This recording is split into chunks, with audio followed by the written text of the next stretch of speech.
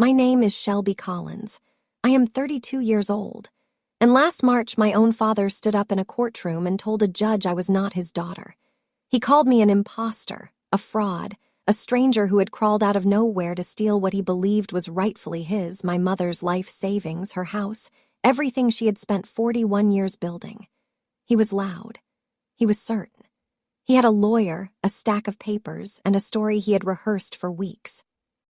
What he did not have was the sealed envelope sitting in me lawyer's briefcase, the one from the Pentagon, the one that held 15 years of my life he had chosen to erase. The judge opened it, and after that, my father never spoke the same way again. Welcome back to Calm Drama Stories. This is where we share real-life-inspired tales of family conflict, betrayal, and the quiet strength it takes to stand your ground. If these stories speak to you, drop a comment and be sure to subscribe. I live in Northern Virginia now, small apartment, 12 minutes from work. I am a cybersecurity analyst at a private defense contractor. The kind of company where your badge gets scanned 3 times before you reach your desk, and nobody asks what you did over the weekend because half of them cannot answer either. I like routine. I wake at 5:15, coffee at 5:22, gym by 5:45. I am at my desk before 7, and I stay until the screen tells me I have been starring too long. 8 years in uniform will do that to you. The Army teaches you to build a day out of structure, and I never stopped. Enlisted at 18, straight out of a Greyhound station with a duffel bag and a GED I had earned 2 months earlier. Military intelligence. The specifics live in filing cabinets I will never see again. And most of my 20s exist in reports I am not allowed to discuss at dinner parties. Not that I go to many dinner parties. I am not mysterious. I am just trained to keep things in their proper compartments. Work stays at work. The past stays behind the door I closed at 17. Except it does not. Not really. Because behind every compartment is a name you are trying not to think about. And behind every locked file is a family you walked away from or a family that told you to walk. My father's name is Gerald Collins. He sells used cars in a town where everyone has already bought one. He has opinions about everything and regret about nothing. But before I tell you what he did in that courtroom, you need to understand what he did in 1999. I was 17. Senior year had just started, and I was holding a letter from the University of Virginia. Partial scholarship, enough to cover tuition if I worked summers and kept my grades where they were. I showed it to my mother first. Ruth sat at the kitchen table and read it twice, pressing her finger under each line like she was memorizing it. Her eyes got wet, but she did not cry. She just said, "Good, this is good." Then Gerald came home. He ran a used car lot on Route 9 just past the Dairy Queen. Business was never great. Business was never terrible. It was the kind of place that survived on people who could not qualify for financing anywhere else. And Gerald treated that like a throne. He read the letter standing up, did not sit down, did not smile. "College is a scam," he said. "I need you at the lot." I told him I was going. He put the letter on the counter and pushed it toward me with 2 fingers like it was contaminated. "You work for me or you leave. Those are the options." My mother stood up. "Gerald, sit down, Ruth." She sat down, and I understood right then that this house had one voice and it was not mine and it was not hers. I went to my room. I packed 1 backpack, jeans, 3 shirts, the letter, $42 in cash. Gerald stood in the hallway. He did not try to stop me. He said, "Walk out that door and you are done. No calls, no coming back." I walked. It was 9:14 at night. I walked 2 miles to my Aunt Maggie's house in the dark, and I did not look back. Ruth was not a loud woman. She was not a brave one either if you measured bravery by the things she said out loud. But she loved in a way that was constant, the way a porch light stays on whether you come home or not. Before the divorce, when I was small, she would sit in the rocking chair on the front porch every evening, a wooden chair with a creak on the left side. She would watch the street and wait for nothing in particular, just the day ending. She worked as a receptionist at the county hospital, answered phones, filed papers, directed people to the right wing. She earned enough to keep the lights on and not much more. But Ruth saved. She saved like it was breathing, $20 here, $50 there. She cut coupons for 30 years and put the difference in a savings account Gerald never knew about. After the divorce, I was 10 when it happened. Ruth kept the house. Gerald got the car lot and his debts. She stayed quiet. She raised me alone for 7 years. And when Gerald kicked me out, she did not fight him in that hallway. I used to resent that. I do not anymore. She was not surrendering. She was surviving. What I did not know until years later was this. Ruth never stopped talking to me, not once, not for a single year. After I left, Aunt Maggie became the bridge. I would write Ruth letters and mail them to Maggie's address. Maggie would hand-deliver them. Ruth would write back the same way. Her letters to Maggie's mailbox, Maggie's hands to mine. Gerald never checked Maggie's mail. He never asked. He assumed I was gone and that Ruth accepted it. He was wrong about both. I turned 18 at a bus station in Richmond. I had spent the last 9 months at Maggie's, working shifts at a gas station and studying for my GED. The day I passed, I walked into a recruiting office and signed the papers before lunch. Army intelligence. That is all I will say about the classification because that is all I am allowed to say. The specifics belong to a world with acronyms I cannot spell out here and facilities that do not appear on public maps. What I can tell you is this. I was good at it. I was quiet, detail-oriented, and I had spent 17 years learning how to read a room where one person held all the power. That turned out to be useful. I deployed 4 times.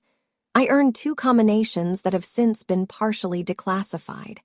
I was promoted faster than anyone in my intake class, and for 8 years, I lived in a space between visible and invisible.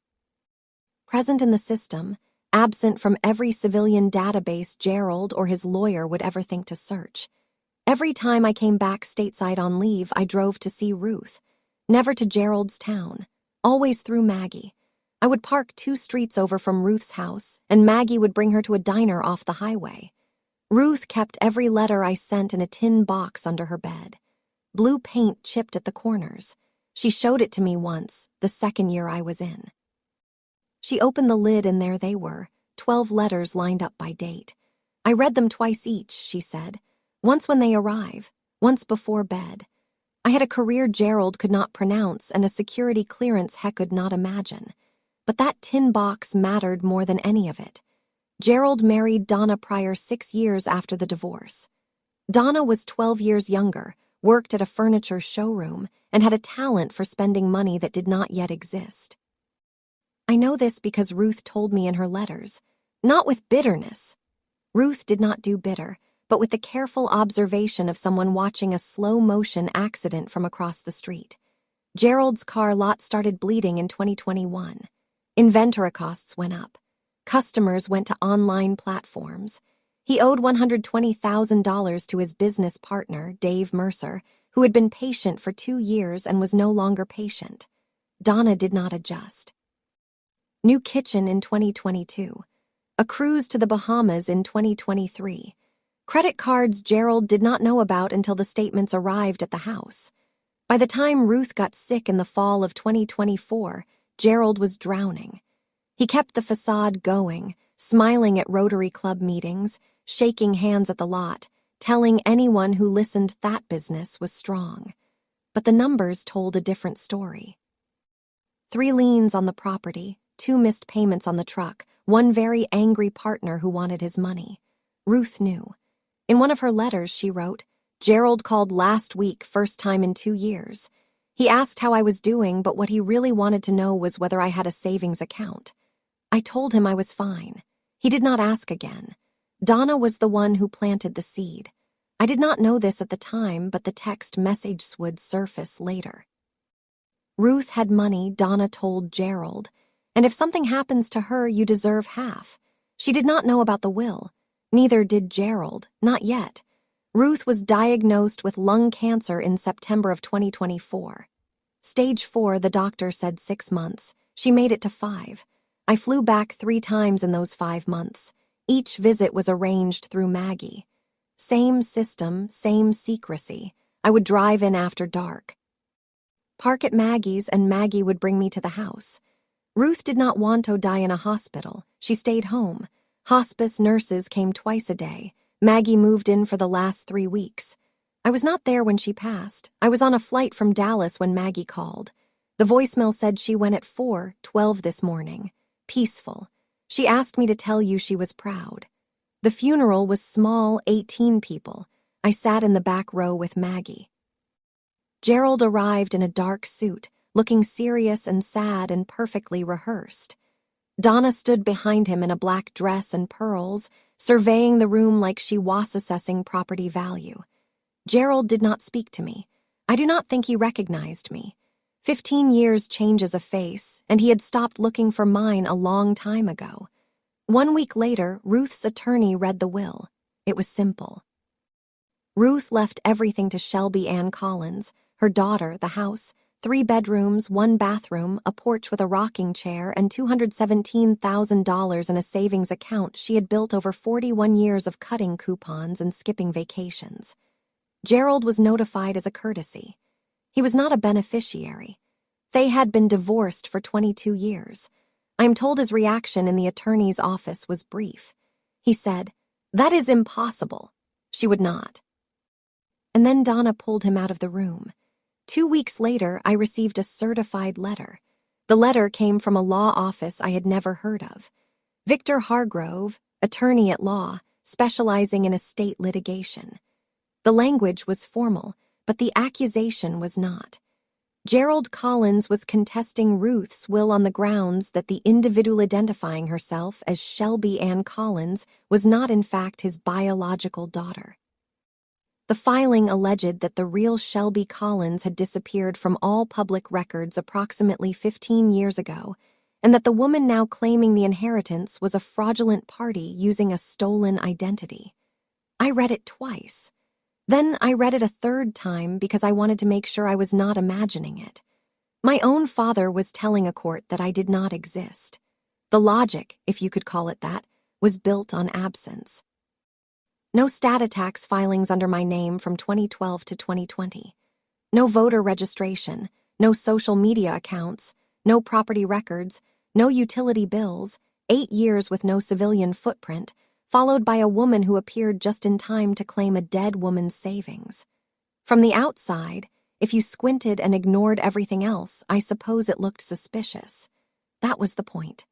Victor Hargrove was not building a case on evidence. He was building a case on gaps. What neither of them understood was that those gaps had a name, the United States Army, and every single one of those years was documented, verified, and stored in a system neither Gerald nor his small-town lawyer had thought to check. I put the letter on my kitchen counter. I made coffee. Then I called a woman named Rachel Whitfield, a probate attorney my former commanding officer had recommended 2 years earlier. "They think you have nothing," Rachel said after I explained. "This is going to be straightforward. They just do not know it yet." Rachel Whitfield was the kind off-lawyer who wore reading glasses on a chain and could make you feel like she had already won before the first hearing. She had practiced probate law for 14 years and had handled 3 identity-related disputes before mine. She was methodical, calm, and she never raised her voice. We met at her office in Arlington. I brought everything I could carry. My DD-214 discharge form, my civilian identification, my passport, and a folder of correspondence between me and my mother dating back 15 years. Rachel spread it all out on her conference table and spent 40 minutes reading without saying a word. Then she looked up. "His case is built on absence." She said the gap in your civilian records, no tax filings, no voter registration, no digital footprint for 8 years. His lawyer is hoping the court sees that gap and draws the wrong conclusion. And if they do, they will not, because we are going to fill that gap with something Gerald's lawyer never bothered to look for. She explained the process. An impostor claim in probate court requires clear and convincing evidence. The burden was on Gerald, but a well-presented gap could create enough doubt to delay the estate for months, maybe years.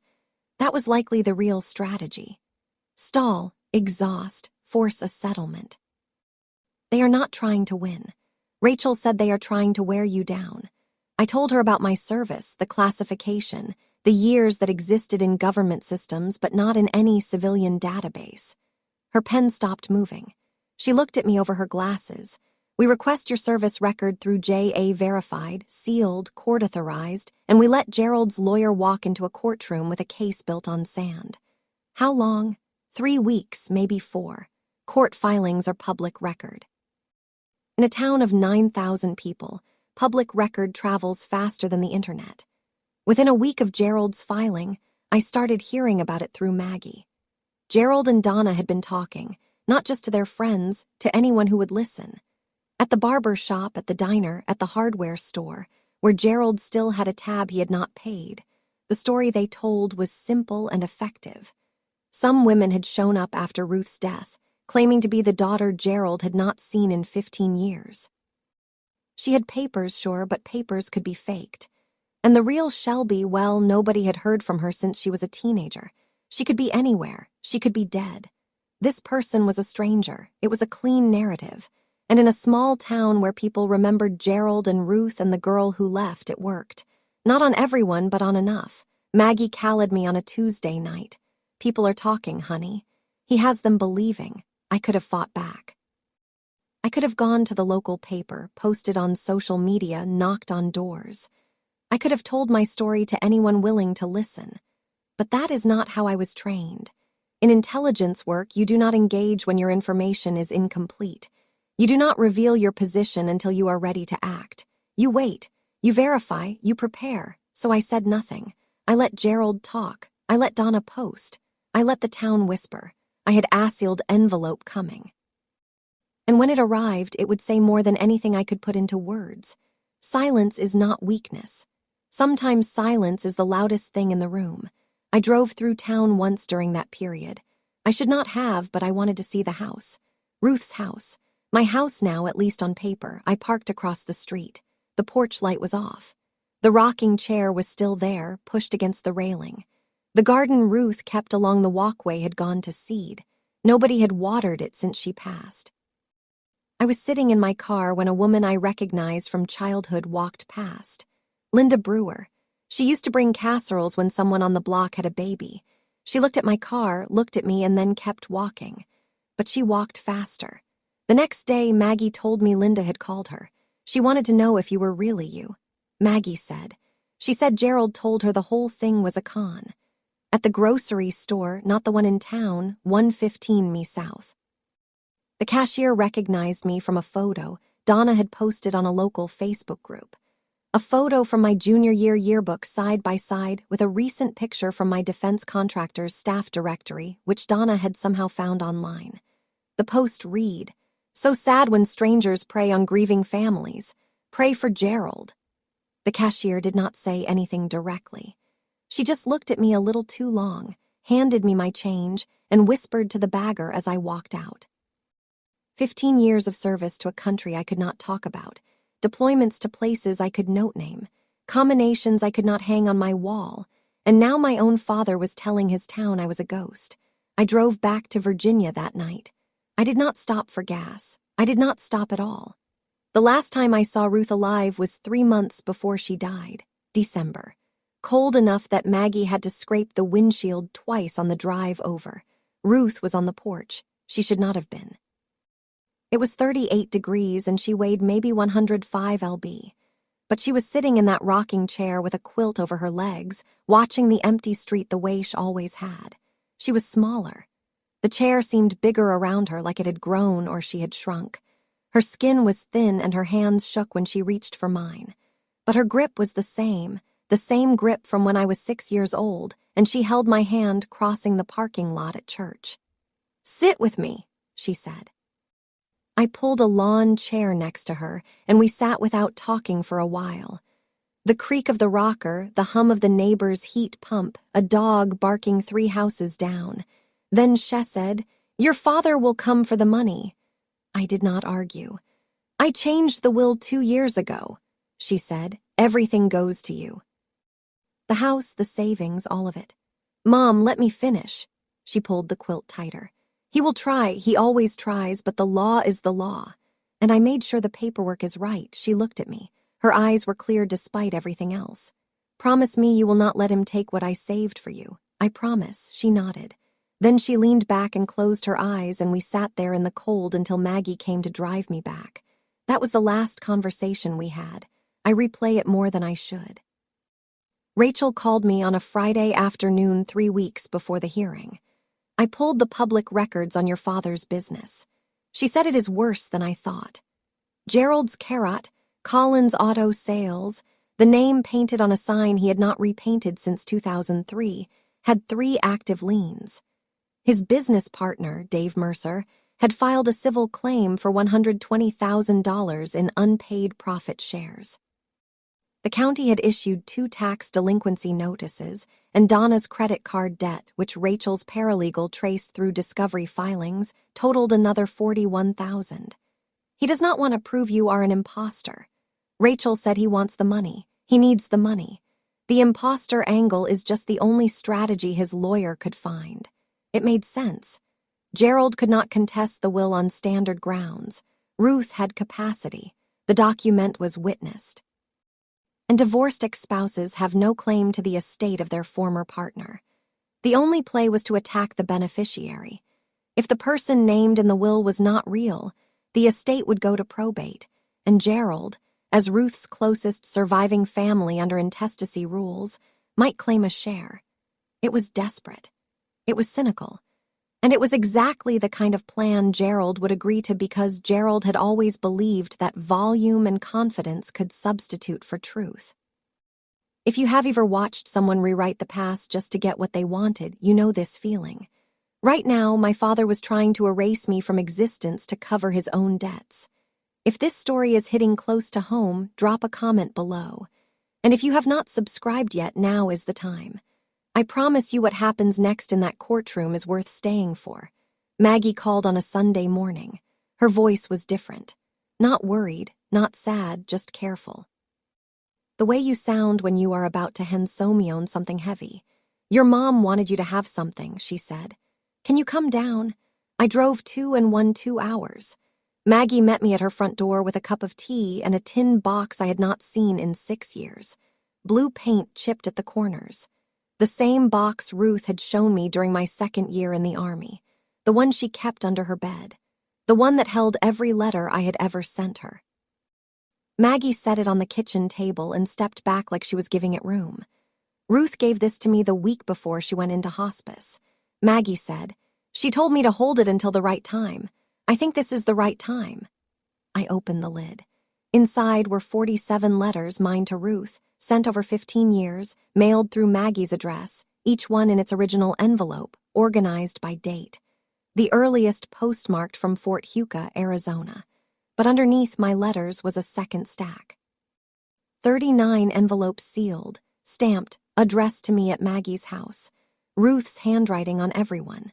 Letters she'd written back to me. Letters she had never mailed. Each one began the same way. My dear girl, I opened the first. It was dated April 2010, 2 years after I left. Ruth wrote about the garden, about a stray cat that slept under the porch, about how the rocking chair needed a new bolt on the left side. The last unsent letter was dated 2 weeks before she died. The handwriting was shaky, but legible. My dear girl, I put everything in your name. Not because you need it, because I need you to know I saw you the whole time. I sat at Maggie's kitchen table and cried for the first time in years. I spent 2 nights reading those letters, 39 of them spanning 15 years. Ruth wrote the way she talked, plain, careful, like every word cost something, and she wanted her money's worth. No drama, no poetry, just the truth of a woman living alone in a 3-bedroom house, watching her garden grow and her daughter serve a country she could not tell anyone about. She wrote about Maggie bringing over pie on Thursdays, about the neighbor's kid who mowed her lawn for $10 and always missed the strip by the fence, about the hospital where she worked switching to a new phone system that nobody understood. But between the small things, Ruth had documented something else. Gerald had come to her twice asking about money. The first time was in 2019. He sat in her kitchen and asked if she had a retirement fund. Ruth told him it was none of his business. He left angry. The second time was in 2022. He brought Donna. Donna complimented the kitchen and asked how the house was doing. Gerald asked casually like it was nothing, whether Ruth had updated her will. That woman counts my savings like it is already hers. Ruth wrote, she looked at the house the way people look at things they're planning to take. Ruth had known. She had seen it coming and she had prepared. Her will was airtight. Her attorney had been briefed. Her savings were in a single account under her name. No joint access, no confusion. The letters showed me something I had not fully understood. My mother had been fighting this battle before I even knew there was one. She just fought it the way she did everything else. Quietly, without announcement, one careful step at a time. I put the letters back in the tin box and closed the lid. The text messages surfaced during discovery. Rachel's paralegal had filed a standard request for electronic communications related to the filing, and Gerald's lawyer, either overconfident or careless, had not objected. The exchange between Gerald and Donna was dated 3 days after the will reading. Donna, tell Victor to push the impostor angle. She cannot prove 15 years. Gerald, what if the judge does not buy it? Donna, then we appeal. Keep her tied up in court until she settles. She will not want to fight this forever. Gerald, what if she has proof? Donna, proof of what? She has been a ghost for 15 years. Nobody can prove they existed if they were not here. There it was. Not grief, not confusion, not a father struggling to understand, just strategy, just arithmetic. Keep the case alive long enough for Shelby to cut a deal, take half, and walk away. Rachel showed me the texts in her office. She printed them out and laid them on the table like evidence at a crime scene. They are not even trying to win, she said. They are trying to exhaust you. I read Donna's words again. She has been a ghost for 15 years. A ghost. I had served 4 deployments. I had earned commendations for work I could not describe to my own family. I had spent holidays in places with non-aims on a map analyzing intelligence that kept people alive. And Donna called me a ghost. I set the printout and looked at Rachel. I spent 8 years in places where people tried to exhaust me for a living. I said, "This is Tuesday." Rachel almost smiled. Almost. Good, she said, because trial is in 2 weeks. The pre-trial deposition took place in Victor Hargrove's office, a second-floor suite above a dry cleaner that smelled faintly of steam and old carpet. Victor was 55, gray at the temples, with that kind of confidence that comes from winning cases against people who cannot afford better lawyers. He wore a tie that was slightly too short and drummed his pen against the table while he waited for me to sit down. "Miss Collins, or whoever you are," he began, and Rachel immediately objected to the characterization. Victor smiled like he had scored a point and moved on. "Where were you between 2012 and 2020? "Employed by the United States government." "In what capacity?" "I am not authorized to disclose the specifics of my assignment." He leaned back. "Convenient?" "It is not convenient," I said. "It is classified." 8 years, he said, flipping through a folder. No state tax filings, no voter registration, no social media, no property records, no utility bills. For 8 years, you have no verifiable civilian presence anywhere in the country. Military personnel on classified assignment do not file state taxes through standard channels. I said, "My records exist. They exist in federal databases that your office did not contact." Victor closed the folder. He looked at me the way people look at a puzzle they have already decided is not worth solving. 8 years with no trace, he said. That is not service. That is a ghost. There was that word again. Rachel placed her hand flat on the table. "My client's service record will be presented at trial. If your client's case rests on the assumption that military records do not exist, I suggest he prepare accordingly." Victor stopped drumming his pen. He thought he was setting a trap. He was building my case. Rachel filed the formal request on a Monday morning. A standardized form submitted through the Judge Advocate General's liaison office requesting a verified service record package for court proceedings. It was not the kind of thing you could rush. Military personnel records are stored at the National Personnel Records Center, and for individuals with classified service histories, verification goes through additional channels. Identitic information through biometrics. Assignment timelines cross-referenced against deployment records. Combination certificates reviewed for declassification. Rachel explained the process like she was reading a recipe. Step by step, no shortcuts. They will verify your fingerprints against the prints taken at intake. She said they will confirm DNA markers from your original enlistment physical. They will provide a continuous assignment timeline showing where you were by year from the day you enlisted to the day you separated. And the commendations, 2 of them have been partially declassified. They will include those. The others remain sealed, but the timeline is what matters. 3 weeks later, the package arrived at Rachel's office, a sealed envelope marked official use only, court authorized. Inside was a binder, thick, tabbed, thorough. Rachel called me that afternoon. "It is here," she said, "everything." Fingerprints, assignment timeline, DNA verification, 2 declassified combination certificates, and a cover letter from the Department of Defense confirming continuous service from 2012 to 2020. All of it, 15 years, continuous verified by the Department of Defense. I did not say anything for a long moment. 15 years of my life condensed into a binder that a stranger could read in 30 minutes. Every deployment, every reassignment, every year that Gerald said did not exist. We had what Gerald said was impossible, an unbroken line from 17 to 32. I went to Rachel's office the next day to see the package for myself. She had laid it out on the conference table. The binder was open to the first page, a cover letter on Department of Defense letterhead addressed to the clerk of court for the county where the hearing would take place. Verified service record for Shelby Ann Collins. It read, Social Security number confirmed, fingerprint match confirmed, DNA verification confirmed, continuous federal employment documented from June 2012 to August 2020. I turned the pages. There was my enlistment date, my unit assignments redacted to generic descriptions, military intelligence, U.S. Army, but with dates and duty stations intact, my promotion timeline, my separation date, 2 combination certificates partially declassified, the specific details blacked out, but the signatures and dates visible. And then the biometric section, fingerprints taken at 18, matched against federal records, DNA markers from my initial enlistment physical, cross-referenced with the Department of Defense database. It was me. Every page said it was me.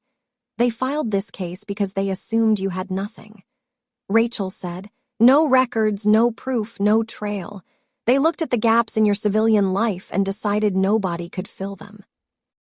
And now we walk into that courtroom with the Department of Defense saying, "You are exactly who you say you are." And Gerald's lawyer gets to explain why he filed an impostor claim without checking with the military first. Rachel added the tin letter box to the exhibit list. 47 letters from me to Ruth. 39 unsent letters from Ruth to me. 15 years of continuous correspondence proving I had never disappeared from my family. 15 years of my life verified by the Department of Defense. And Gerald was about to tell a judge none of it was real. The night before the hearing, Rachel and I sat in her office going over the plan one last time. "Here is how this goes," she said. "Gerald's lawyer will put on his case first. He will present the gaps. No tax records, no voter registration, 8 years with no civilian footprint. He will frame it as evidence of fraud. And we let him. We let him. We do not interrupt. We do not object unless he misrepresents a fact. We let him build his entire case on the assumption that those years do not exist." She took off her glasses and set them on the desk. "Then we present one exhibit, one sealed envelope, and we let the Department of Defense tell the court what Gerald's lawyer was too lazy to find out on his own. What about Maggie? She testifies as a civilian witness. She confirms your identity. She knew you as a child. She facilitated correspondence between you and your mother. She saw you in person during your service years. She closes the loop." Rachel paused. "Shelby, I have to ask, what if Gerald backs down? What if he stands up and says he was wrong? I thought about it. He will not, but if he does, then the will stands and we go home. But he will not. Rachel, men like my father do not retreat. They double down, especially when someone is watching. Rachel nodded. She had handled 3 identity disputes before mine. She knew how they ended. The judge will ask Victor why he did not verify before filing. She said that question will end this. She was right about Gerald. She was right about everything. I went home that night and set my alarm for 5:15, same as every morning. The morning of the hearing, I put on a navy blazer and a white blouse. I am not a person who thinks about clothes, but Rachel had said to look professional and calm, so I looked professional and calm. The county courthouse was a 2-story brick building on Main Street, built in 1947 and renovated in ways that made it look older instead of newer. The parking lot was already half full when I arrived at 8:30. Small town, big drama. People had come to watch. Gerald and Donna arrived in a silver sedan. Gerald wore a suit I had never seen. Charcoal knew, the kind of suit a man buys when he wants a judge to take him seriously. Donna wore the same black dress and pearls from the funeral. Same expression, too, like she was attending someone else's tragedy. Victor Harrove walked in carrying a leather briefcase and a folder thick enough to look impressive. He nodded at Gerald. Gerald nodded back. They had rehearsed. Maggie was already inside. She sat in the second row behind the respondent's table and squeezed my hand when I walked past. Her palm was warm. Mine was not. The courtroom was smaller than I expected. Wood paneling, fluorescent lights that buzzed at a frequency only people trained in signal work would notice. An American flag in the corner faded along the bottom stripe. A portrait of a former governor on the wall, slightly crooked. The judge entered at 9 sharp. Honorable Paul Abernathy, late 60s reading glasses, the kind of face that suggested he had heard every lie available and was no longer surprised by any of them. Everything my father had thrown at me, the accusation, the gossip, the lawyer, the Facebook posts, it all came down to this room. One sealed envelope against a story built on nothing. If you are still here, you already know what is coming. Stay with me. And if this story speaks to you, share it with someone who needs to hear it. Gerald took the stand first. He placed both hands flat on the witness box and looked at the judge. The way men look at someone they are trying to convince is a friend. Open expression, steady voice, the performance of honesty. Your Honor, my name is Gerald Collins. I am 59 years old. I have lived in this county my entire life. I run Collins Auto Sales on Route 9. I was married to Ruth Ellen Collins for 18 years, and we had one daughter, Shelby. He paused, a deliberate pause, the kind that says, "This is hard for me." Shelby left our home when she was 17. She had problems, she was angry. She did not want to be part of the family anymore. I tried to talk to her, but she walked out, and I have not seen her since. That was the first lie. He had not tried to talk to me. He had told me to leave. After Ruth passed, a woman appeared. She had identification. She had documents. She claims to be Shelby. He shook his head slowly, but I am her father. A father knows his own child, and that woman is not mine. He gestured toward me without looking, like pointing at something unpleasant in the corner. My daughter disappeared 15 years ago. Nobody heard from her. Nobody saw her. This person showed up with a story and a signature, and she expects a judge to hand over my late wife's savings. His voice cracked. 1 second. When he said the word wife, his jaw tightened and high size went somewhere far away. And for that 1 second, I believed he felt something real about Ruth. Then he straightened, cleared his throat, and the mask came back. I am asking the court to protect Ruth's legacy from a stranger who is trying to take what does not belong to her. Donna dabbed her eyes in the gallery. Gerald sat down. Victor nodded like a coach approving a play. The judge made no expression. He wrote something on his pad and looked at Victor. Victor Hargrove stood and buttoned his jacket. Your Honor, the petitioner's case rests on a simple and verifiable fact. For 8 of the last 15 years, the respondent has no verifiable history in any civilian database. He opened his folder and produced a series of printouts. State tax records, voter registration searches, social media platform queries, property databases, all of them showing the same thing. No results for Shelby Ann Collins between 2012 and 2020. No tax filings, he said, laying each page in front of the judge. No voter registration, no property records, no utility accounts, no social media presence. For 8 consecutive years, this individual left no trace in any system accessible to the public. He paused for effect. People do not simply vanish for 8 years, Your Honor. When someone disappears from every database for nearly a decade and then reappears to claim a significant inheritance, the court has an obligation to verify that this individual is who she says she is. He placed 2 photographs on the table, one from my junior yearbook, 17 years old, long hair, braces just removed. The other from my contractor's staff directory. 32, shorter hair, the kind of face that 15 years of sun and service had reshaped. We submit that the differences are significant and the gap is unexplained. We respectfully request the court reject the identity claim and void the bequest. Victor sat down. Gerald leaned back in his chair. Donna uncrossed her legs and recrossed them. The gallery murmured. They thought it was over. They thought the gaps were enough. They had built their entire case on the assumption that silence meant absence. The judge turned to Rachel. Counselor Whitfield, your response. Rachel reached into her briefcase. She pulled out a single envelope, but first Rachel stood and walked toward Gerald. Mr. Collins, you testified that your daughter left your home at 17 and that you have not seen her since. Is that correct? Gerald shifted. That is correct. When was the last time you attempted to contact your daughter? She left. She did not want contact. That was not my question. When did you last attempt to reach her? A phone call? A letter? A message through a family member? Gerald looked at Victor. Victor gave a small nod. I did not attempt to contact her. Gerald said she made her choice. Did you ever file a missing person report? No, because did you ever hire a private investigator? Contact her college, reach out to the military? She did not go to college. She did not go to college because you told her not to. Is that correct? Gerald's face re-ended. That is not what happened. We have a witness who was present that evening. Rachel glanced at Maggie sitting in the second row. Margaret Aldrin, your former sister-in-law who took your daughter in after you told her to leave. Gerald's mouth opened and closed.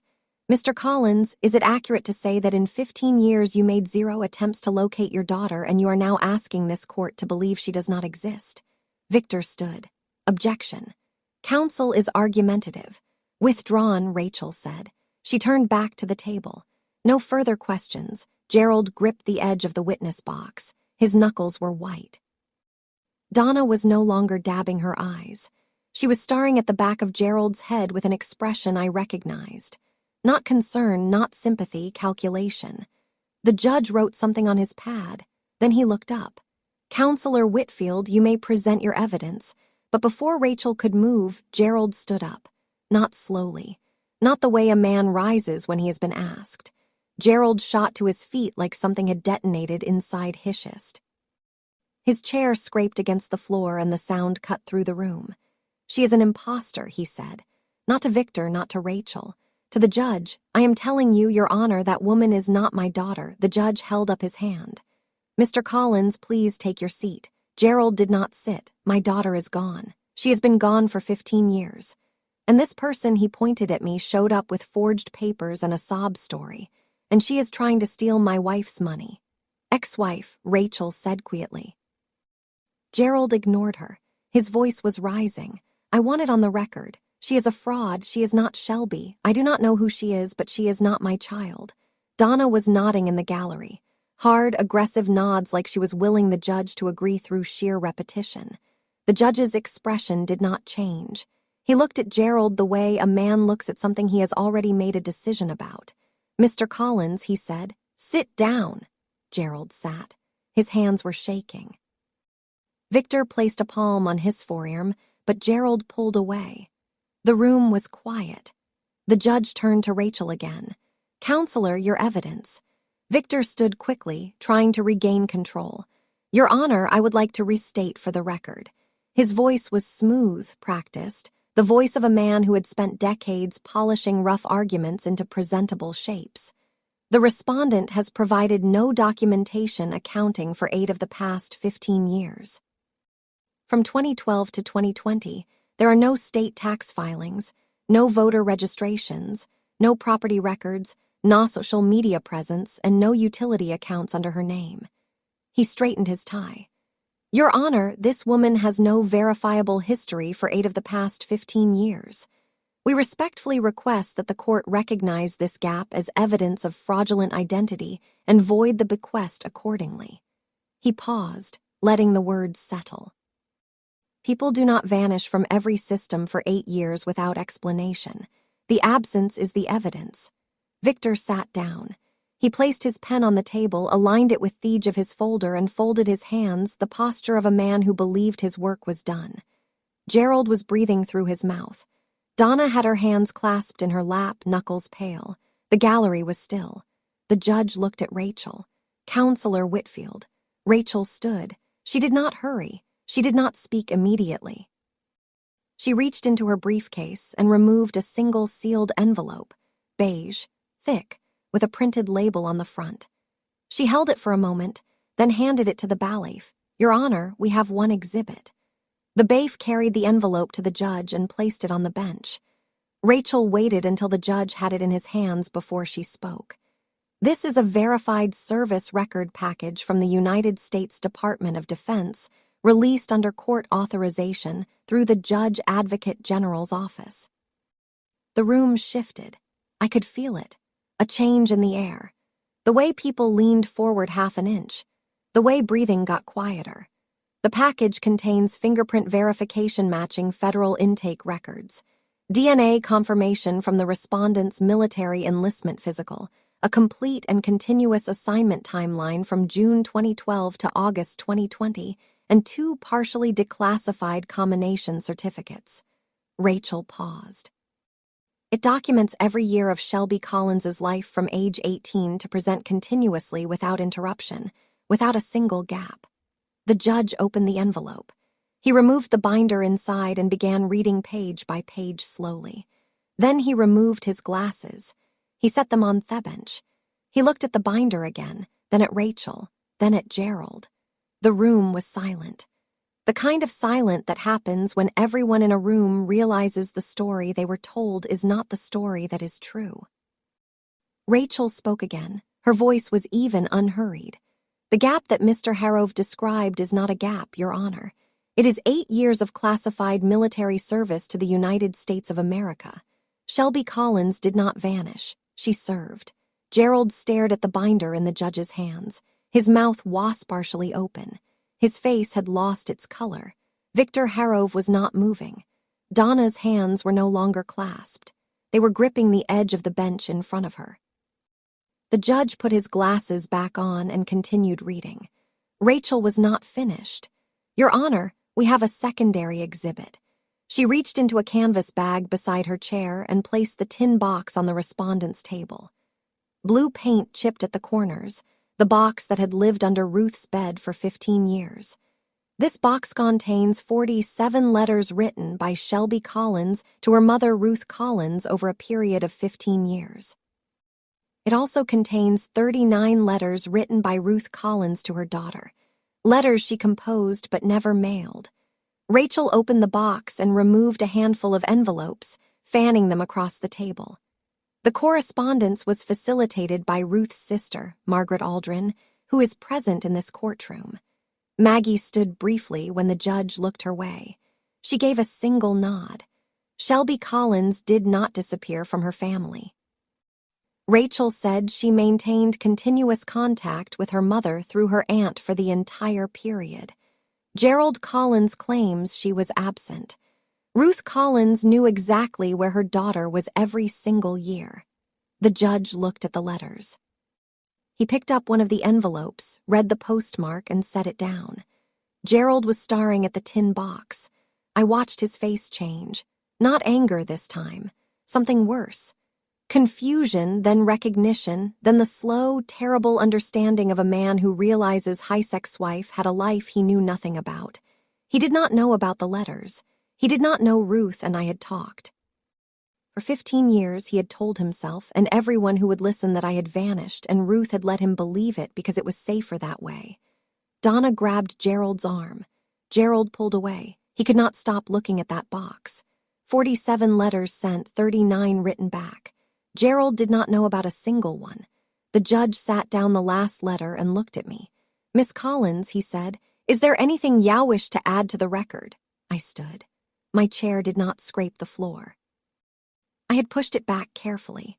The way you learn to move when every sound matters. I looked at the judge. Then I looked at Gerald. He was sitting with his shoulders forward and his hands on his knees. He looked smaller than I remembered, smaller than the man who had stood in our hallway and told a 17-year-old to leave, smaller than the man who had pointed at me 10 minutes ago and called me a stranger. I did not plan what I said. I did not rehearse it. It came out the way a door closes once. Final without echo. You erased me first. I sat down. Gerald's mouth opened. Nothing came out. He looked at me the way you look at something you broke a long time ago and just now realized cannot be fixed. Donna leaned forward and whispered something in his ear. Gerald did not respond. The courtroom was silent. The judge's pen was still. The court reporter's fingers hovered above the keys. Maggie pressed a tissue to her eyes. Rachel sat beside me, motionless, her hands folded. The silence lasted longer than it should have, long enough for Gerald to understand that everyone in the room, the judge, the bailiff, the gallery, his own lawyer, now saw exactly what he had done. The judge nodded once slowly and picked up his pen. The judge addressed Victor Hargrove first. "Counselor Hargrove." His voice was flat, measured. "Before filing this motion, did you conduct any due diligence to verify or refute the respondent's identity?" Victor straightened. "Your Honor, we relied on the available civilian records." "Available civilian records?" The judge repeated. "Did you contact the Department of Defense?" "No, Your Honor, the National Personnel Records Center." "No, any branch of the military, any JA office, any federal employment database." Victor's jaw tightened. "We did not, Your Honor." "You filed an impostor claim against a verified military veteran of the United States Army without contacting a single military or federal agency to confirm or deny her service record." It was not a question. Victor said nothing. The judge turned to the courtroom. "The motion to contest the will of Ruth Ellen Collins is denied." The evidence presented by respondent's counsel, including a verified Department of Defense service record, biometric confirmation, and 15 years of documented family correspondence, establishes the identity of Shelby Ann Collins beyond any reasonable dispute. He paused. "The estate will be distributed as written in the deedance's last will and testament." Then the judge added one more line. "It will be referring this filing to the State Bar for review of professional conduct." "Counselor Hargrove, you will receive formal notice." Gerald slumped in his chair. Victor gathered his papers with hands that were no longer steady. Donna leaned over and whispered something sharp. I could not hear the words, but the tone was clear. It was not comfort, it was blame. Rachel touched my arm. "It is done," she said. I looked at the tin box on the table, still blue, still chipped, still holding everything that mattered. I did not smile. I did not need to. Outside the courthouse, the air was cold and bright. March in Virginia. The trees were just starting to bud, and the parking lot smelled like wet asphalt and cut grass from the strip along the sidewalk. Maggie walked beside me, carrying the tin box in both hands like it was made of glass. Rachel was behind us on her phone, already drafting the follow-up paperwork. I was halfway to my car when I heard his voice. "Shelby, wait." I stopped. I did not turn around immediately. I let the word land. My name in his voice after 15 years of silence and 6 months of denial. Then I turned. Gerald was standing on the courthouse steps. Donna was behind him, her arms crossed, her face tight. Victor was gone. He had left through a side door. Gerald came down the steps. He moved like a man walking into something he was not sure he wanted to reach. "I did not mean for it to go like this," he said. I waited. "The lot is going under," Donna said. I was desperate. I was not thinking clearly. Donna said, I repeated. Donna said. Gerald flinched. You made your choice, Dad. My voice was steady, not loud, not shaking, just flat. The way a statement of fact should sound. You made it when I was 17. You told me to leave. You made it again 6 months ago when you hired a lawyer to tell a judge I was not real. Shelby, I hope you work it out. I said, I mean that. The lot, the debt, whatever comes next, I hope you find a way through. I paused, but you and I are done. I turned and walked to my car. Maggie was already there, the tin box resting on the passenger seat. Behind me, I heard Donna's voice, sharp and low, do something. Gerald said nothing. I started the engine. I drove out of the parking lot and onto the 2-lane road that led north, back to Virginia, back to the life I had built without him. I did not look in the mirror. There was nothing behind me I needed to see. 2 weeks after the hearing, I drove back to Ruth's house. My house. It was a Saturday. The weather had turned warm enough for shirt sleeves, the kind of early spring day that tricks you into thinking everything is starting over. The porch light was on. I had asked Maggie to replace the bulb the week before. She had also watered the garden, trimmed the hedges, and left a casserole in the refrigerator with a note that said, "Eat this." I sat in the rocking chair. The wood was warm from the afternoon sun. The creek was still there on the left side, the same one Ruth had mentioned in her unsent letters. The same one she had asked a neighbor's kid to fix, and he never did. I could see the street from here. The same view Ruth had watched every evening for 41 years. The house across the way with the flag out front. The oak tree that dropped leaves on the sidewalk every October. The mailbox at the curb still bearing her name. I pulled one of Ruth's unsent letters from the tin box. The third one she ever wrote, dated June 2010. My dear girl, you were always the bravest one, even when you were small. I used to watch you cross the yard and think she does not know how strong she is yet, but she will. I put the letter back. I closed the lid. I placed the box on the shelf by the front door next to the porch light switch and a framed photo of Ruth from 1998. Still blue, still chipped. My mother spent her whole life saving. Not just money, but proof that I existed. Proof that she loved me. Proof that the quiet daughter Gerald threw away was worth more than he ever understood. I sat in her chair. I watched the street. The day ended slowly, the way good ones do. That is my story. One courtroom, one sealed envelope, and a tin box full of letters that said everything my father refused to. If someone in your life needs to hear this, share this video. Thank you for being here. Subscribe and I will see you in the next.